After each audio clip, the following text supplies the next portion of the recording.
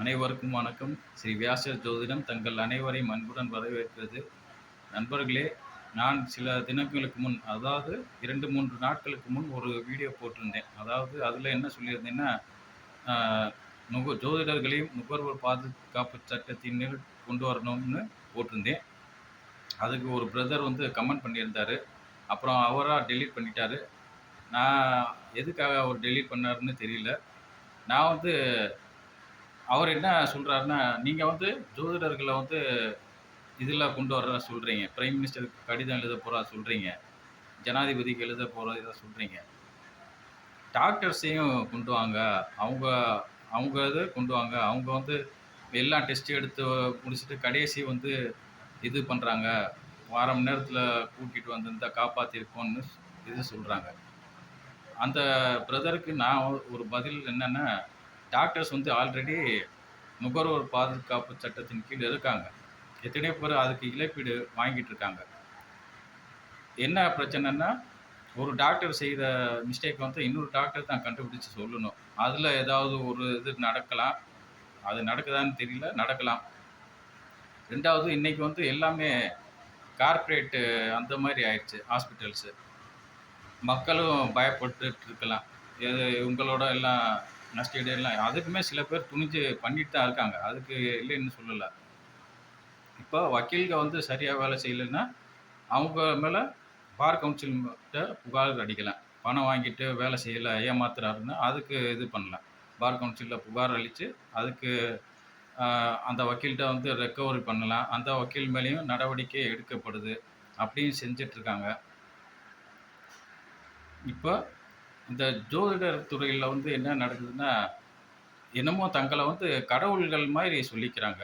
அதாவது அந்த பிரதர் என்ட்ட என்ன சொல்லியிருந்தாருன்னா, நீங்க ஒரு ஃபார்முலா கண்டுபிடிங்க. 100% அக்யூரேட் பலன் தர்ற மாரி கண்டுபிடிக்க சொல்லியிருந்தாரு. நான் வந்து என்ன சொல்றேன்னா, நான் வந்து யாருக்கும் சவால் விடுக்கல. சவாலுக்கு கூப்பிடல. நான் வந்து எந்த ஒரு ஜோதிட முறையும் குப்பைன்னு சொல்லல. ஆனா, இந்த குப்பைன்னு சொல்லணும்னா, நான் ஒரு ஜோதிட முறையை குப்பைன்னு சொல்லணும்னா, 1 எனக்கு அந்த துறையில ஃபுல் நாலேட்ஜ் இருக்கணும் எனக்கு. 2வது நான் சொல்ற பலன் 100% அக்யூரேட்டா தந்தா தான் மத்த முறைகள்ல வந்து குறை சொல்ல முடியும். ஆனா, இப்ப பாருங்க டிஎன்ஏ ஜோதிடம் சொல்றாங்க. ராகுல் சிங்காரவேல்னு நெனைக்கிறேன் சேனல்ல. அந்த சேனல்ல நான் ஒரு கமெண்ட் பண்ணியிருந்தேன். என்ன கமெண்ட் போட்டிருந்தேன்னா, இப்ப எனக்கு ஒரு நட்சத்திரம் இருக்கு. அதுக்கு நீங்க ஒரு பேட்டர்ன் சொல்றீங்க. இப்ப எங்க குடும்பத்தில 4 பேருக்கு 4 நட்சத்திரம் இருக்கு. இப்ப எல்லாருக்குமே அந்த பேட்டர்ன் தானே ஒத்து வருது. அப்படின்னு போட்டிருந்தேன். இது எப்படி நீங்க இந்த இதுக்கு ஒரு பேட்டர்ன வச்சு சொல்ல முடியும்னு சொல்றீங்கன்னு கேட்டிருந்தேன். என்னுடைய கமெண்ட் டெலீட் பண்ணிட்டாரு. அதாவது ஒருத்தர் சித்திரை நட்சத்திரத்தில பொறக்கிறாரு. அவருக்கு வந்து இந்த பேட்டர்ன் இருக்கு. ஃபேமிலி மெம்பர்ஸ் இப்படி இருப்பாங்க. அவங்க பரம்பரையில இந்த மாரி தொழில் பண்றவங்க இருப்பாங்கன்னா, அதே குடும்பத்தில அஸ்வினி நட்சத்திரம் இருக்காரு, பரணி நட்சத்திரக்காரரும் இருக்காரு. அப்ப எல்லாருக்குமே அதே சொந்த உறவினர்கள் தானே இருக்காங்க. பரம்பரையில தொழில் பண்றவங்க இருக்காங்க. முன்னாடி வந்து ஒரு பரம்பரை தொழில்னா, ஒரு குறிப்பிட்ட சமூகத்தினர் அந்த சமுதாய தொழில் தான் பண்ணிட்டு இருந்தாங்க. இப்ப வந்து அப்படி இல்ல. எல்லாருமே எல்லா தொழிலும் பண்றாங்க. அதனால அத வந்து சொல்ல முடியாது சொல்லியிருந்தேன். அதையும் டெலீட் பண்ணிட்டாங்க கமெண்ட். இப்ப ஆதித்ய குருஜி அவர்கள் வந்து போன லைவ் அ மார்ச் மாசம் ஒரு லைவ்ல ஒருத்தர் ஃபோன் பண்றாரு. சென்னையிலருந்து ஃபோன் பண்ணி சொல்றாரு. இந்த மாரி எனக்கு வந்து 8, 12 ஆ சுபத்துவம் இல்ல. பாபத்துவமா இருக்குன்னு சொல்றாரு. அதுக்கு வந்து ஆதித்ய குருஜி அவர்கள் வந்து, நீங்க வந்து 100 கிலோமீட்டருக்குள்ள தான் இருப்பீங்க பிறந்த இடத்துலன்னு சொல்றாரு. இல்ல நான் சென்னைக்கு வந்து பிறந்தது வந்து கோவில்பட்டி. அ 18 வருஷத்துக்கு முன்னாடியே நான் வந்து சென்னைக்கு வந்துட்டேன்னு சொல்றாரு. அப்ப லக்னம் மாறி இருக்குன்னு சொல்றாரு. இப்ப ஃபோன் பண்ணவரு வந்து ஜாதகர் வந்து என்ன சொல்றாருன்னா, நான் வந்து ஏற்கனவே 4 தடவ பார்த்துருக்கேன்னு சொல்றாரு. அப்ப 4 தடவ பார்த்தவருக்கு இப்ப லக்னம் மாறுதுன்னா, அதுக்கு முன்னாடி இவரு எப்படி பார்த்திருப்பாரு? அ அதான் ஒரு கேள்வி. 2வது இவர்ட்டயும் ஜாதகம் பார்த்தவங்க வந்து கமெண்ட் பண்றாங்க. இந்த மாரி பார்த்தேன் திருமண பொருத்தம் கல்யாணம் நிலைக்கலன்னு கமெண்ட்டும் பண்ணியிருக்காங்க. அதாவது ஒருத்தர் வந்து சுபத்துவ, பாபத்துவத்த குப்பைன்னு சொல்றாரு. அவரு நட்சத்திரத்தில பலன் இல்ல, மூல நூல்கள் எல்லாம் குப்பைன்னு சொல்றாரு. இன்னொருத்தர் டிஎன்ஏ அஸ்ட்ராலஜி அது ஒரு ஹம்பக்குன்னு சொல்றாரு. டிஎன்ஏ அஸ்ட்ராலஜர் வந்து எல்லாத்தையும் ஹம்பக்குன்னு சொல்றாரு. இவரு இன்னொருத்தர் இப்ப கிளம்பியிருக்காரு. ராம்குமார் அஸ்ட்ரோன்னு ஒரு சேனல்ல பார்த்தேன். அவரு சின்ன வயசுக்காரர் தான். அவர் வந்து நான் ஒரு கான்செப்ட் கண்டுபிடிச்சிருக்கேன். அதுதான் கரெக்ட்டு.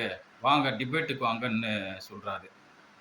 அதாவது எ இப்ப அதான் கேட்கிறேன். நீங்க வந்து ஒரு கான்செப்ட்ல கான்ஃபிடென்ட்டா இருக்கீங்க. 100% பலன் தருதுன்னா, இப்ப அந்த பலன் நான் சொல்லி நடக்கலைன்னா, அந்த அமௌண்ட்ட நீங்க திருப்பி தந்துருவீங்களா? அ இப்ப எங்க வீட்லயே நானே என் பேரு வந்து ஆக்சுவலா ராஜேந்திரன்னு. முன்னாடி எங்க ஃபாதர், மதர் வச்ச நேம் வந்து ராஜேந்திரன். நான் வந்து எனக்கு வந்து அப்ப நியூமராலஜில நம்பிக்கை இருந்துச்சு. நியூமராலஜி படி நானா செல்ஃபா மாத்திக்கிட்டேன். ஆனா கெட்ஜெட்ல மாத்தாம இருந்தேன்.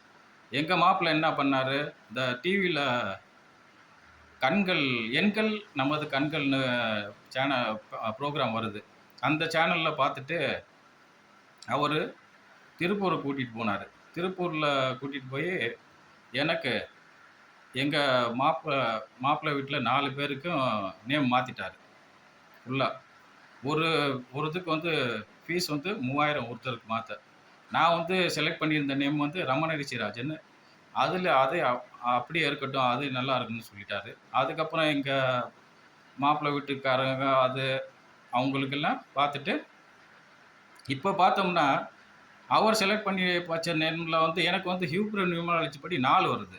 கடைசி இந்த பிரமிட் வரிசையில கொண்டு போகும்போது 4 வருது. இன்னொருக்கு எங்க மாப்பிள்ளையோட சன்னுக்கு வந்து அவருக்கு வந்து சரிப்படல. 2 பேருக்குமே இப்ப இதாகுது. இப்ப அவர்ட்ட போய் நான் இது பண்ண முடியுமா?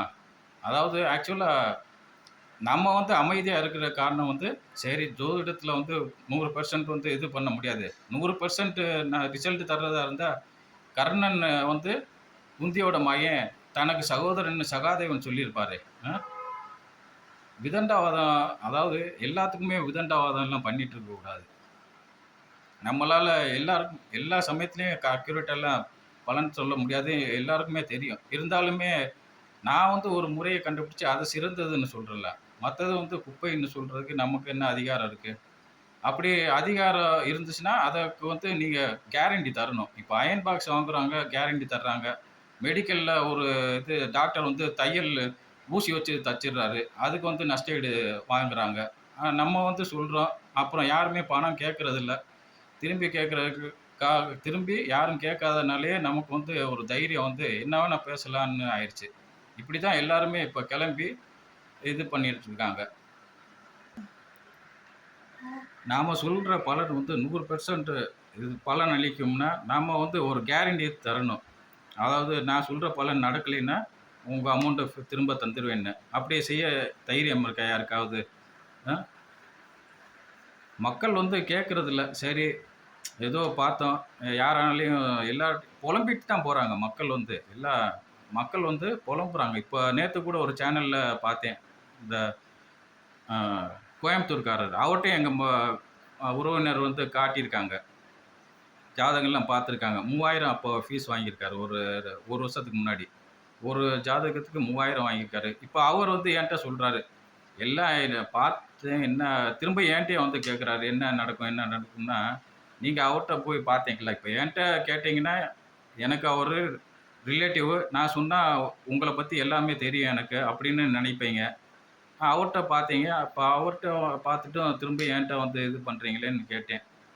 என்ன செய்றதுன்னு சொல்றாரு. இப்ப அவரு வந்து பணம் திரும்பி தருவாரா கேட்டா? நான் கேட்க சொல்லவா அவர்ட்ட? பணத்த திருப்பி தர சொல்லவா? அதாவது எந்த தலைக்கணும்